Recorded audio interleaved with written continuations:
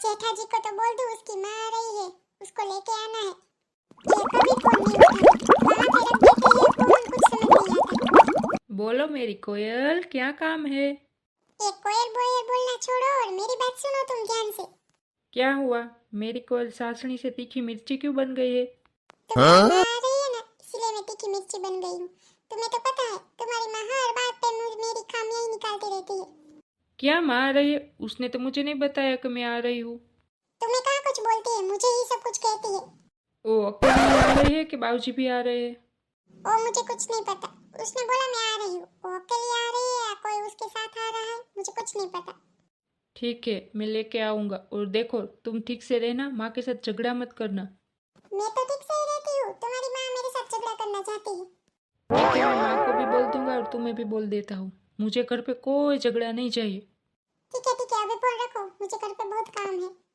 मैं रोमा को बोल देती हूँ कि पूरा घर एकदम साफ सुथरा कर देना, वरना माँ जी आके बोलेगी यहाँ पे ये पड़ा है, वहाँ पे वो पड़ा है, अभी तक कुछ काम नहीं किया। रोमा, ओ रोमा, यहाँ पे आना। क्या हुआ मालकिन, आपने मुझे बुलाया? देखो रोमा, मैंने तुम्हें इसलिए बुलाया क्योंकि मेरी सास आ रही है। तुम्हें पूरा घर एकदम साफ सुथरा करना होगा, वरना वो कुछ ना कुछ बोलेगी, वो मैं सुन नहीं पाऊंगी, फिर झगड़ा होगा। इसलिए मैं तुम्हें बोल देती हूँ कि तुम पूरा घर साफ सुथरा कर दो। ठीक है मालकिन, मैं तो कर दूंगी, लेकिन मैं डबल पैसे लूंगी। ये अलग से घर साफ करने के मैं तो डबल पैसे लेती हूँ। ठीक है, ले लेना। वो कहते हैं ना कि जरूरत पड़ने पे गधे को भी अपना बाप कहना पड़ता है। वो जो भी मैटर हो, वो मुझे नहीं पता, आप मुझे अलग से पैसे दे देना। ठीक है, अभी काम तो करो, पूरा काम किया नहीं और पैसे मांगने आ जाती हो। सास उसकी आ रही है और भड़क मेरे पे रही है। चलो मैं नहा के आती हूँ, वरना बोलेगी अभी तक तुम नहाई धोई नहीं हो, क्या कर रही थी अब तक? ओ बबीता जी, कहाँ पे गई थी? शॉपिंग करने गई थी क्या? नहीं अंजलि भाभी, वो माधवी भाभी को कुछ काम था तो मैं वहाँ पे गई थी। बबीता जी, तो कुछ शॉपिंग वॉपिंग का कुछ प्लान करते हैं। चलो ना, हम कब से शॉपिंग करने नहीं गए हैं, तो सब मिलके शॉपिंग करने जाते हैं। ओ रोमा, इतनी भाग के कहाँ पे जा रही हो? ओ देखो ना अंजलि बहन, वो दया बहन है ना, उसकी सास आ रही है, तो उसने मुझे बोला कि घर साफ कर देना, और मैं तो घर साफ करने गई था, झाड़ू नहीं था, तो मैं झाड़ू लेने जा रही हूँ। क्या दया भाभी की सास आ रही है? तो दया भाभी बहुत गुस्से में होगी। हाँ वही अंजलि बहन, वो बहुत गुस्से में है, बोली कि सब घर काम कर दो अच्छे से, मेरी सास आ रही है, वरना वो बोलेगी ये नहीं किया वो नहीं किया, बहुत डरती है। वो दया भाभी की सास है ना, उसे काम वाली रखना बिल्कुल पसंद नहीं है। और दया बहन है कि काम वाली रखती है, इसीलिए वो गुस्सा करती है। उसमें क्या हुआ अंजलि भाभी, हम भी काम वाली बाई रखते हैं, हमें तो कोई प्रॉब्लम नहीं आता। वो क्या है ना बबीता जी, दया भाभी है ना, उसकी सास है ना गांव की है। और गांव में क्या है, काम वाले रखते नहीं हैं, और यहाँ शहर में काम वाली हम रखते हैं, इसीलिए वो गुस्सा करती है। ओ रोमा, तुम वहाँ कहाँ खड़ी हो, झाड़ू लेके आओ, घर के सारे काम करने हैं।